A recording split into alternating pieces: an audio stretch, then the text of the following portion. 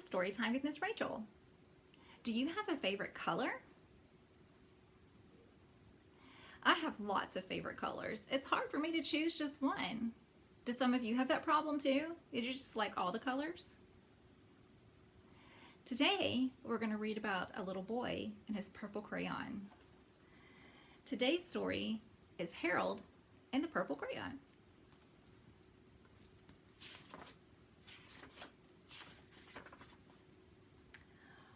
One evening, after thinking it over for some time, Harold decided to go for a walk in the moonlight.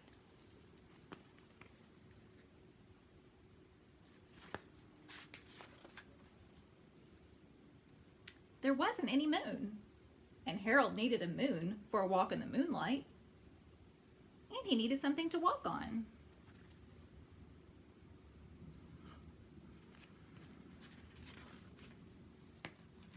He made a long, straight path so he wouldn't get lost, and he set off on his walk, taking his big purple crayon with him.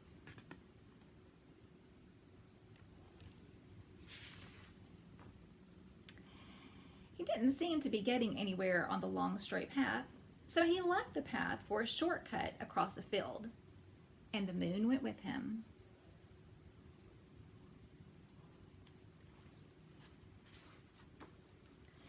The shortcut led right to where Harold thought a forest ought to be. He didn't want to get lost in the woods, so he made a very small forest with just one tree in it.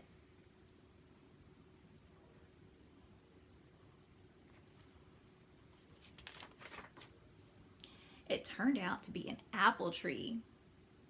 The apples would be very tasty, Harold thought, when they got red.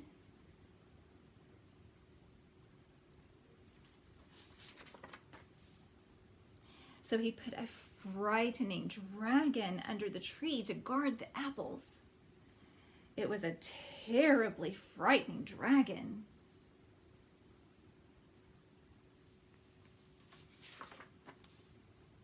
It even frightened Harold. He backed away. His hand holding the purple crayon shook.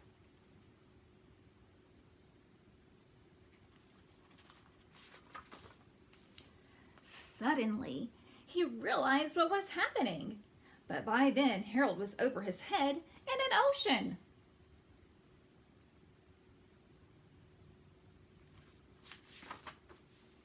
He came up thinking fast, and in no time he climbed aboard a trim little boat.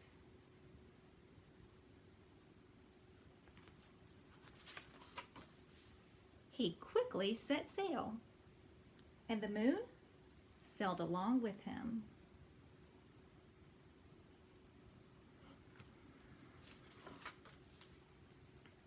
After he had sailed long enough, Harold made land without much trouble. He stepped ashore on the beach, wondering where he was.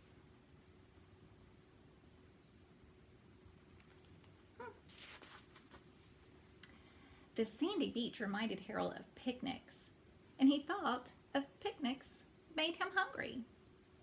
He laid out a nice, simple picnic lunch.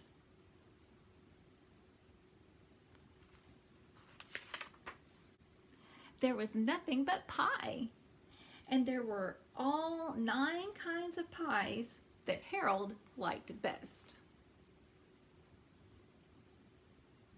I wonder what kinds of pies he liked. When Harold finished his picnic, there was quite a lot left. He hated to see so much delicious pie go to waste. What does it look like he's drawing? So Harold left a very hungry moose and a deserving porcupine to finish it up.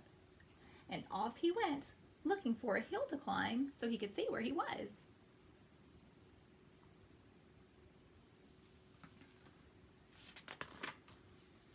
Harold knew that the higher he went up, the farther he could see. So he decided to make the hill into a mountain. If he went high enough, he thought, he could see the window of his bedroom.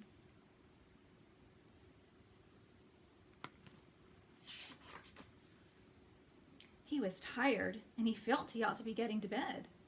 He hoped he could see his bedroom window from the top of the mountain.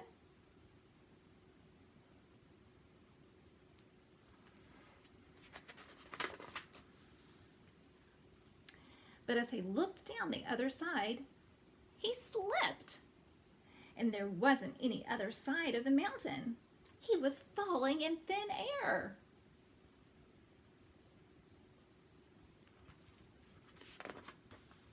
But luckily, he kept his wits and his purple crayon.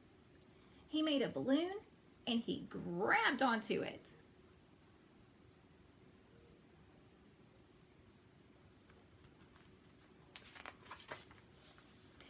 And he made a basket under the big balloon, big enough to stand in. He had a fine view from the balloon, but he couldn't see his window. He couldn't even see a house.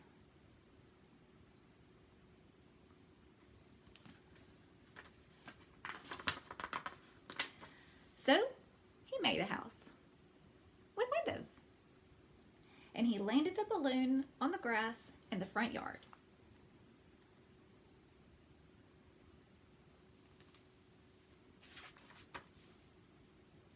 None of the windows was his window. He tried to think where his window ought to be.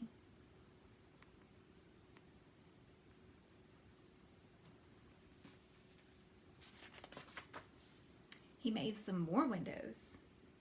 He made a big building full of windows.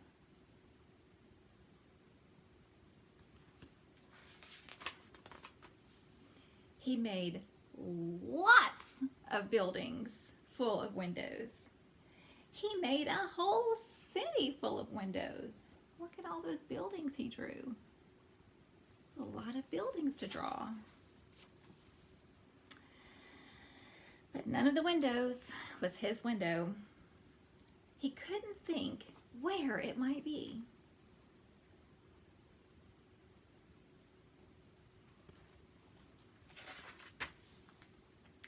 So he decided to ask a policeman. The policeman pointed the way Harold was going anyway, but Harold thanked him, because that's the nice thing to do, right? When somebody helps you, you say thank you. He walked along with the moon, wishing he was in his room in his bed. Then suddenly, Harold remembered.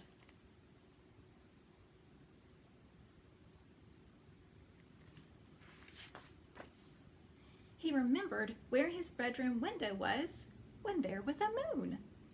It was always right around the moon.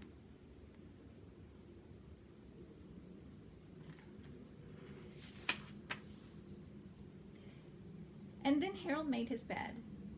He got in it and he drew up the covers.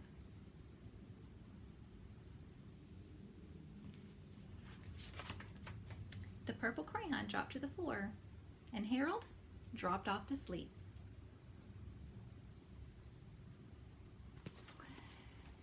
I love this book. This was my favorite book when I was a little girl. You can tell it's all torn up. I used to read it all the time. I would read it to my sister and my cousins, and we had so much fun with Harold and the Purple Crayon. And even my little girls liked Harold and the Purple Crayon, so I hope you liked it too. So today we're going to do all things purple, okay? So you're going to look around your house and see how many things you can find that are purple, okay? So I have this sign that has purple, these flowers that have purple, and this ribbon has purple dots. I also found that my scissors are purple, my toothbrush is purple, my toothpaste tube is purple, and even the little thing I put at the bottom of my toothpaste is purple. This helps to push up the toothpaste. I didn't realize I had so many purple things in my house.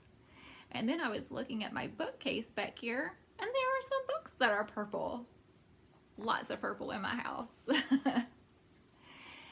The other thing you're going to do today is you're going to use your imagination.